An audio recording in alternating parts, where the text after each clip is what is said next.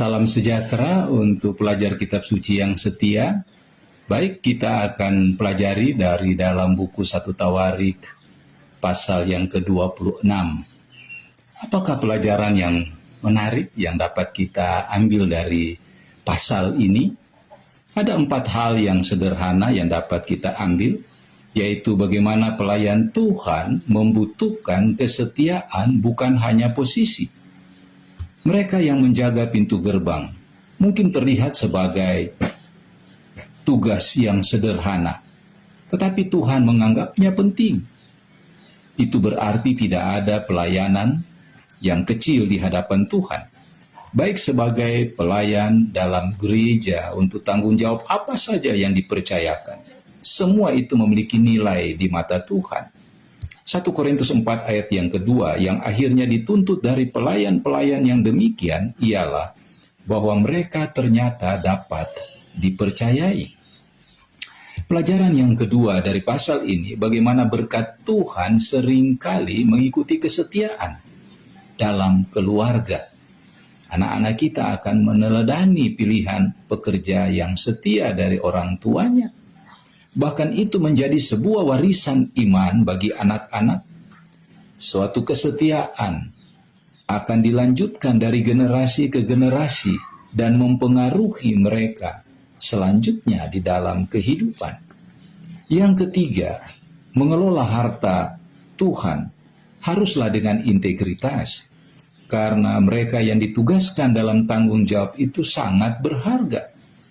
Mereka harus jujur dan bertanggung jawab, bukan saja kepada pekerjaan itu, tetapi kepada Tuhan yang memberikan kepada mereka tanggung jawab itu. Dalam Lukas 16 ayat yang ke-10, barang siapa setia dalam perkara yang kecil, ia juga akan setia dalam perkara besar.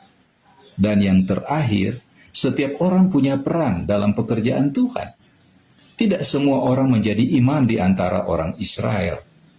Tetapi ada yang menjadi penjaga pintu gerbang bait Allah, ada yang menjadi bendahara, ada yang menjadi hakim.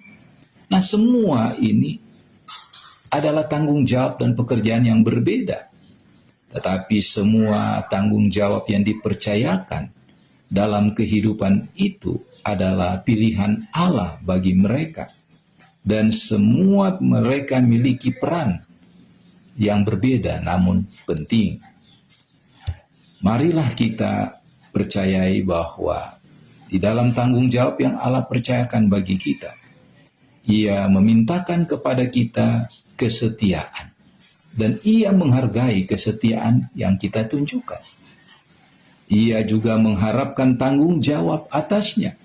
Integritas dalam setiap tugas besar maupun kecil. Pertanyaan bagi kita, apakah kita sedia menjaga pintu gerbang hati kita, keluarga kita, pelayanan kita agar tetap kudus dan dilakukan dalam kesetiaan di hadapan Tuhan?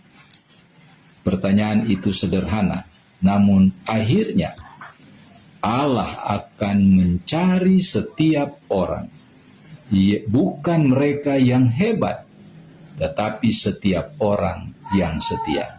Shalom.